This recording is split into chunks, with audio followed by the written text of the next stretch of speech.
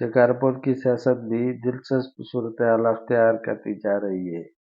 Peoples party JUIF का 1-1 मुकाबला होने जा रहा है मुख्तलिफ हलकों पर।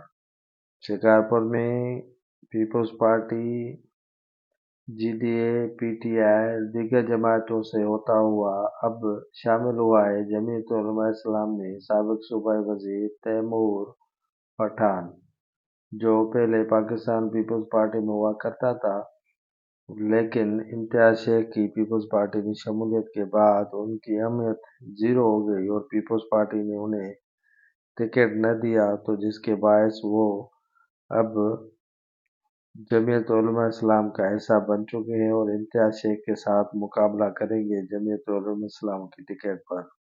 पाकिस्तान पीपल्स पार्टी में देरीना कारकुन के तौर पर शामिल होने वाले ये तैमूर पठान वाले अब हिस्सा बन गए हैं जमीयत उलमा-ए-इस्लाम का।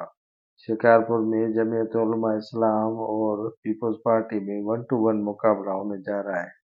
चंद रोज पहले जमीयत उलमा-ए-इस्लाम में साबिक एमएनए और जतोई बरादरी के सरदार इब्राहिम जतोई भी शामिल हो चुके हैं। अब दूसरी अहम विकेट जमीयत उलमा-ए-इस्लाम गिराने में कामयाब हुई है, वो है तैमूर पठान, जो पाकिस्तान पीपल्स पार्टी, जीडीए, पीटीआई, दीगर जमातों से होता हुआ अब जमीयत उलमा-ए-इस्लाम में शामिल हो गया है और बाकायदा उन्होंने शमूलियत अख्तियार की है।